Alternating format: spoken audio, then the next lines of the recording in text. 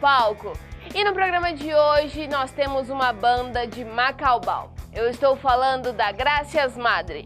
Eles vieram aqui no programa apresentar o seu trabalho autoral e olha, eu tenho certeza que vocês aí de casa vão adorar. Então com vocês, Gracias Madre.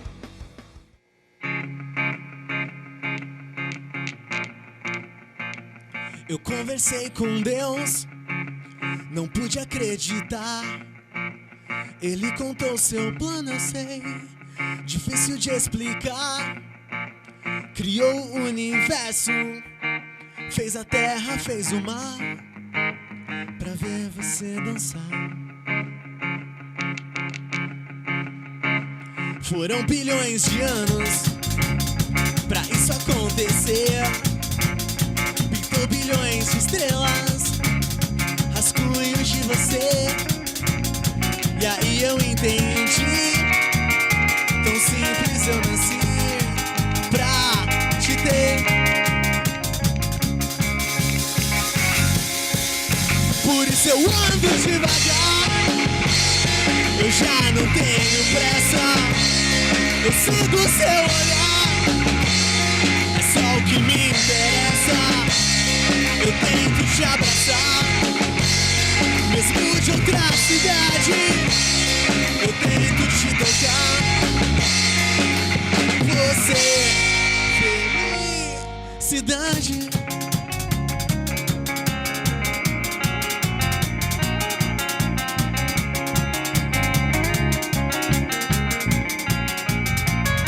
Foram bilhões de anos pra isso acontecer. Pintou bilhões de estrelas, rascunhos de você. E aí eu entendi, tão simples eu nasci pra te ter. Por isso eu ando devagar, eu já não tenho pressa. Eu sigo o seu olhar, é só o que me interessa. Eu tento te abraçar, mesmo de outra cidade. Eu tento te tocar, você, felicidade.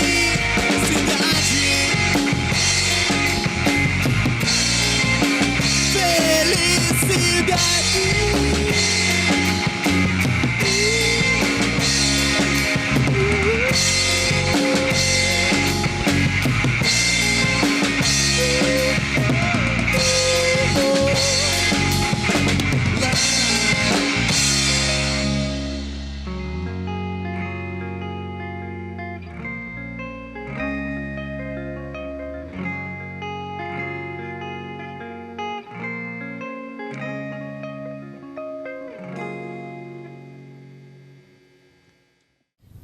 Todo mundo aqui tem um background de música, né? Mas a banda começou bem atrás, desde sempre, né? Porque ele é meu irmão.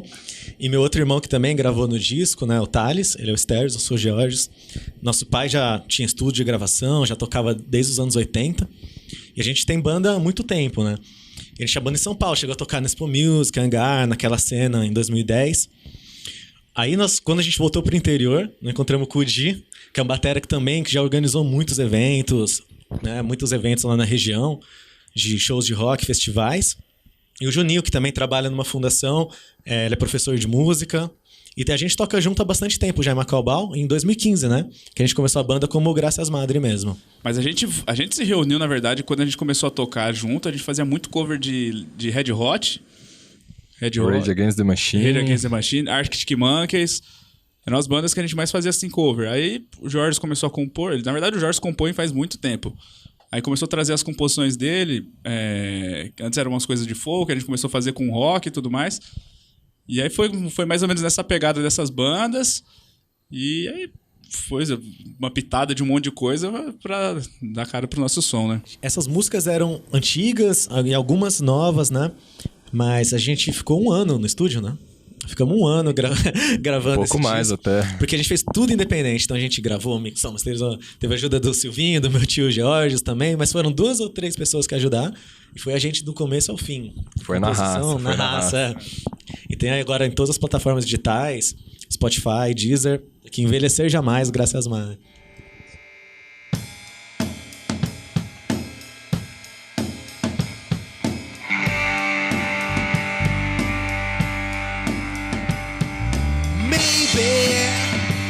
I don't really wanna know how your garden grows, 'cause I just wanna fly. Lately, did you ever feel the pain on the morning rain as it soaks you to the bones? Maybe I just wanna fly, wanna live but don't wanna die. Maybe I just wanna breathe, maybe I just don't believe. Maybe you're the same as me. We'll see things you'll never see. You and I are gonna live forever. Maybe I don't really know how your garden grows, 'cause I just wanna cry. Lately, did you ever feel the pain in the morning rain as it soaks you to the bone? Maybe I will never be all the things that I wanna be. Now it's not the time to cry. Now it's time to find out why. Now you're the same as me. We'll see things they'll never see. You and I, we're gonna live forever.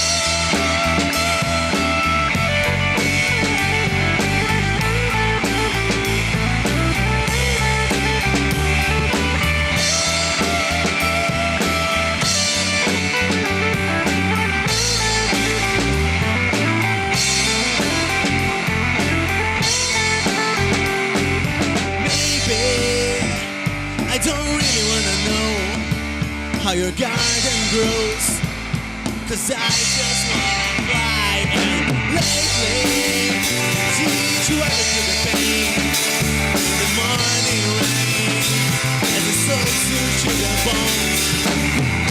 Maybe I just wanna fly, wanna live but don't wanna die. Maybe I just wanna breathe, maybe I just don't believe. Now you're the same as me. We'll see things they'll never see. You and I, we're gonna live forever. We're gonna live forever. We're gonna live forever. We're gonna live forever. We're gonna live forever. We're gonna live forever.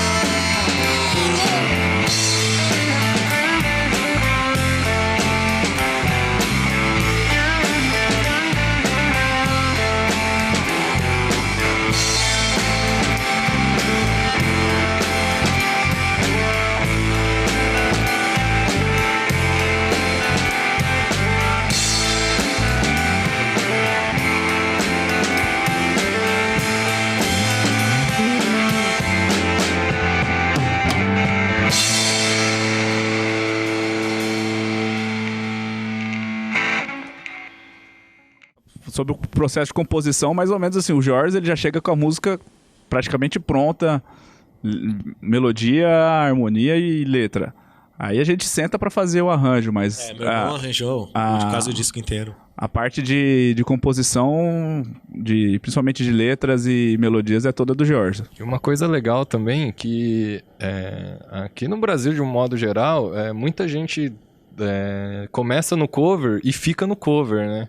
E é legal registrar quando tem algumas coisas, quando tem algumas composições. Lá na nossa cidade mesmo, que a gente é de Macaubal, uma pequena cidade do interior aqui, e começou muito com essa história do cover. Tinha eventos antigamente na cidade, até uns anos atrás, a Noite Underground, que tinha um movimento lá, que é o Macaubal Underground, que organizava uns eventos, e sempre era muita banda cover. E aí, com o tempo, a gente foi abrindo espaço para bandas autorais, e a gente entrou, pegou esse gancho aí, e falou, vamos gravar também e mostrar o que a gente tem, né, o que a gente produz também. E não só tocar o que é dos outros. Essa música, ela é bem especial pra mim, né, pra gente, mas pra mim principalmente, porque, na verdade, ela conta a história do ano que a minha sobrinha nasceu, que é a filha dele, a Helena, e a minha avó faleceu no mesmo ano, num intervalo muito curto de tempo, né? Então, vem todas aquelas memórias, né, do quintal da casa da avó, dessa coisa do interior, pra quem ficou 10 anos longe em São Paulo, né? Isso vem muito forte. Então, por isso que é uma música bem especial pra gente.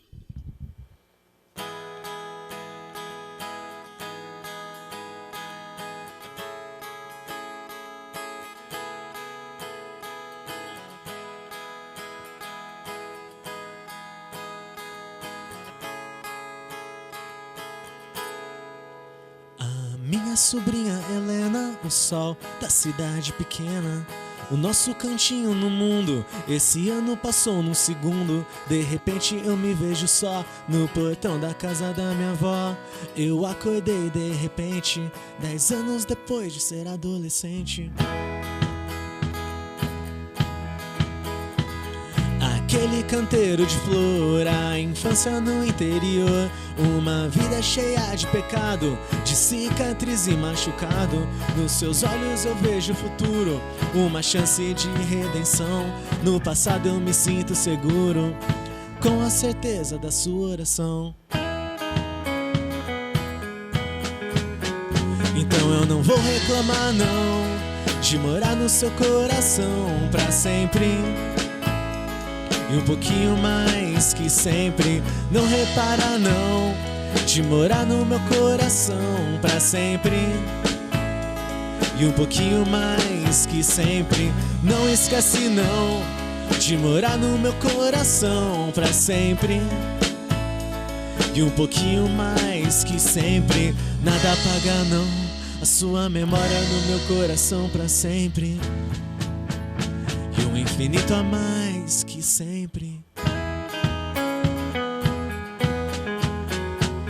Aquele canteiro de flor, a infância no interior, uma vida cheia de pecado, de cicatriz e machucado. Nos seus olhos eu vejo o futuro, uma chance de redenção. No passado eu me sinto seguro, com a certeza da sua oração. Então eu não vou reclamar não, de morar no seu coração pra sempre.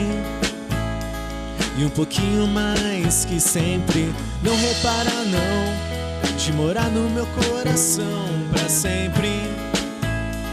E um pouquinho mais que sempre, não esquece não, de morar no meu coração pra sempre. E um pouquinho mais que sempre, nada apaga não, a sua memória no meu coração pra sempre. E um infinito a mais que sempre.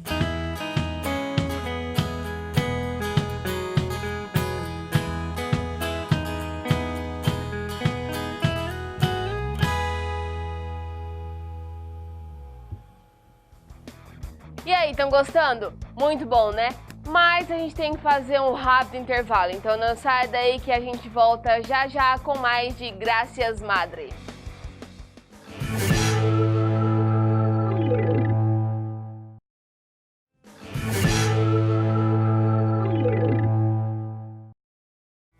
Estamos de volta com o palco. E chegou a hora da Gibiteca e eu fiquei sabendo que o Cabeça de Teia tava pela vizinhança. E aí, Jeff, o que você separou pra gente hoje?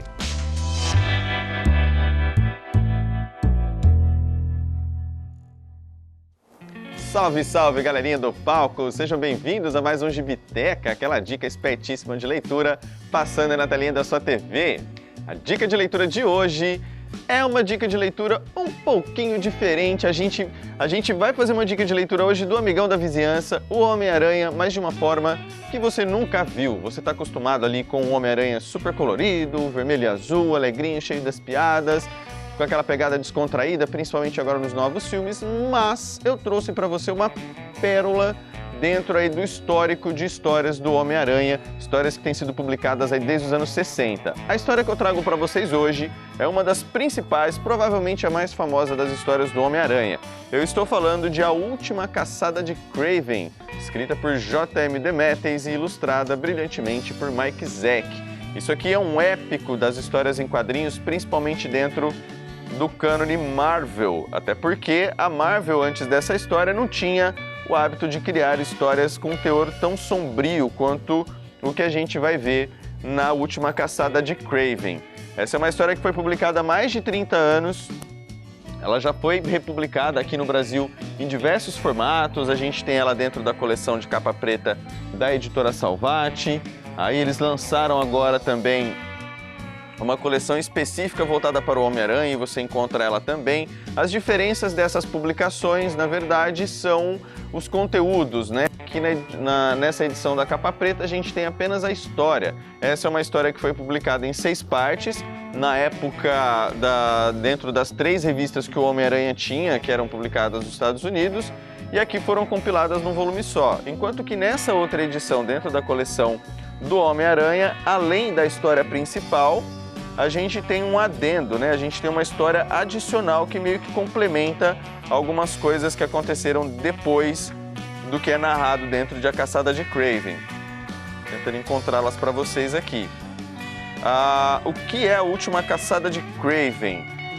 Aliás, eu vou contextualizar. Primeiro, é interessante você notar que o Homem-Aranha está usando aqui a roupa preta, né? Você que conhece o Homem-Aranha deve estar associando ele ao vilão Venom, que é aquele que tem um simbionte, ganhou o filme recentemente, fez um sucesso danado. Essa roupa preta, na verdade, é uma herança desse simbionte. Na época dessa história aqui, o Peter tinha acabado de descobrir que a roupa preta que ele usava, desde lá das Guerras Secretas, era, na verdade, um simbionte que sugava ali as energias dele. E aqui, nessa época, ele tinha acabado de se fazer do simbionte, mas ele gostava da estética do uniforme e ele continuou usando uma roupa preta com as características que tinha o simbionte. Só mais tarde que o simbionte ganharia um novo hospedeiro lá no Ed Brock e viraria o Venom, se tornando um dos principais inimigos do Homem-Aranha. Kraven, o Caçador, é um personagem russo, ele é o Sergei Kravinov, um dos maiores caçadores do mundo, onde ele tem ali como missão, ele tem um ego frágil, e ele já caçou todas as feras mais perigosas do mundo e tudo mais, e ele decide partir para uma nova empreitada, que seria provar o seu valor se colocando contra o Homem-Aranha. Aqui eles já tinham tido diversos embates, onde o Kraven sempre foi derrotado pelas mãos do Homem-Aranha, mas no contexto da história A Última Caçada de Kraven, ele cria todo um plano para não só derrotar o Homem-Aranha, como tomar o seu lugar e provar o seu valor, como sendo o maior dos caçadores e tentando ali, após tomar a identidade do Homem-Aranha, dominar os seus principais vilões. E aqui no contexto ele cria todo um plano maquiavélico onde ele mata, entre aspas, o Homem-Aranha, ele meio que droga o Homem-Aranha e enterra ele vivo, e ele fica ali algumas semanas enterrado em um estado de quase coma, né? Ele está quase morto. E nesse meio tempo é onde o Kraven assume a sua identidade, usando a sua roupa preta, e parte aí numa empreitada contra os inimigos do Homem-Aranha e nessa caçada maluca de, ao mesmo tempo, desmoralizar o Homem-Aranha e se provar como superior. Entre os inimigos que ele enfrenta tem o Ratos, que é o segundo inimigo da história, que é uma história muito sombria, muito densa. Ela lida com assuntos como depressão, ansiedade, suicídio. Aqui é uma história muito bacana para você que não conhece o Homem-Aranha e quer conhecer uma nova faceta. Essa é a história que eu indico para você. Essa é uma história que acontece logo após o casamento do Homem-Aranha com a Mary Jane. Então, toda essa coisa pesada de morte, suicídio, essa coisa de ego inflado, aí fica em contraste com os delírios do próprio Peter Parker enquanto está lá, né, enterrado vivo. Quando ele começa a recobrar a consciência, ele entra numa maré de delírio, que é uma coisa muito frenética, é muito tensa, é muito digna de um thriller de suspense dos melhores filmes aí de terror da época. quando ele retorna e ele volta, né, que ele sai finalmente do túmulo e tenta entender o que aconteceu, é nos braços da Mary Jane que ele encontra alento para recobrar a sua sanidade e partir então para a caçada contra o Kraven que está se passando por ele ali e tornando ele ainda mais mal visto ante a opinião pública, né? Para você que conhece o Homem-Aranha, você deve lembrar que ele é sempre escorraçado pelo Clarim Diário, pelo John Jonas Jameson, e aqui não poderia ser diferente.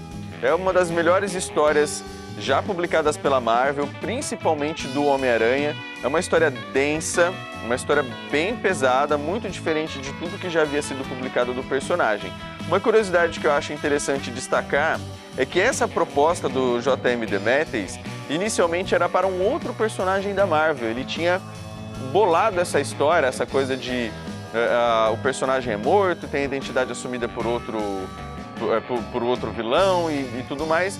Era uma história projetada para o personagem Magnum, que é um personagem ali lá do B dos Vingadores. Mas a Marvel vetou a proposta. O J.M. DeMatteis, então, levou essa proposta para DC, colocando ela dentro do contexto do universo do Batman. Então o personagem seria o Batman, mas novamente a DC foi lá e cortou, porque tinha similaridades com uma história que estava sendo contada na época, a Piada Mortal, e eles desistiram. Ele tentou colocar um outro personagem da DC, mas a DC novamente cortou, então ele trouxe para Marvel, e ali na Marvel ele colocou um personagem coadjuvante do Homem-Aranha dentro do contexto, e aí aceitaram, mas aí no meio do percurso a coisa foi mudando e acabou que deu certo pro Homem-Aranha e eles pagaram para ver. Mas isso foi meio que uma resposta, na verdade, às histórias que a DC estava lançando na época, como o Cavaleiro das Trevas, o Batman 1 e o Watchmen, e histórias com um teor mais sombrio. E então eles decidiram fazer um teste e, curiosamente, colocaram justamente o personagem mais ensolarado de todos, que é o amigão da vizinhança, o Homem-Aranha. Então, a dica de hoje de quadrinhos, a dica de leitura, é A Última Caçada de Kraven. História espetacular, boa leitura, valeu! Nossa, uma HQ bem diferente pro universo do Homem-Aranha, né? Mas, como o tio Ben disse, com grandes poderes vem grandes responsabilidades. Bom, para encerrar o programa, nós vamos ouvir mais uma música autoral de Gracias Madre. E eu vejo vocês no próximo programa. Tchau, galera!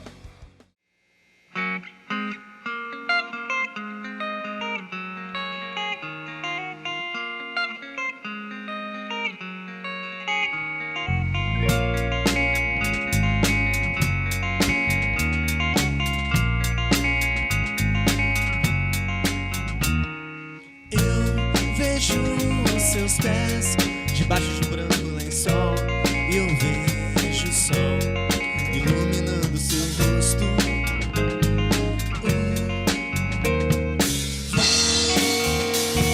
Você nunca foi tão bonita.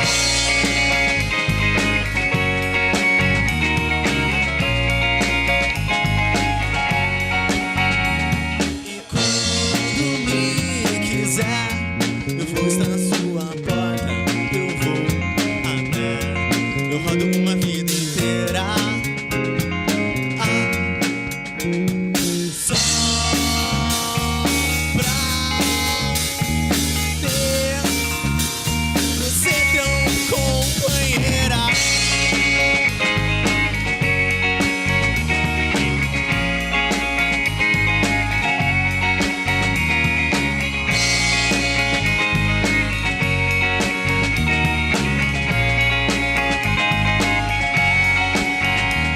E vai se levantar e vamos tirar uma foto. E o seu olhar vai ficar guardado pra sempre. Mas não vai envelhecer jamais.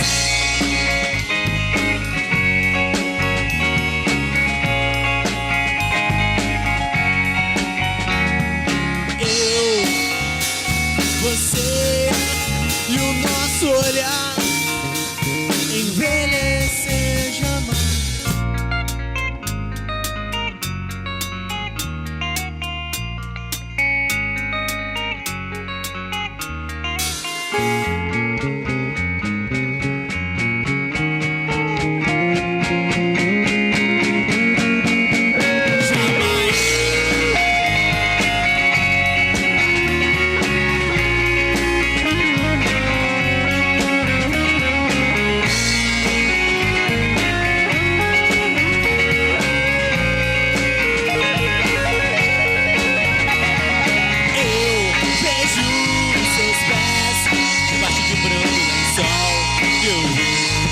song.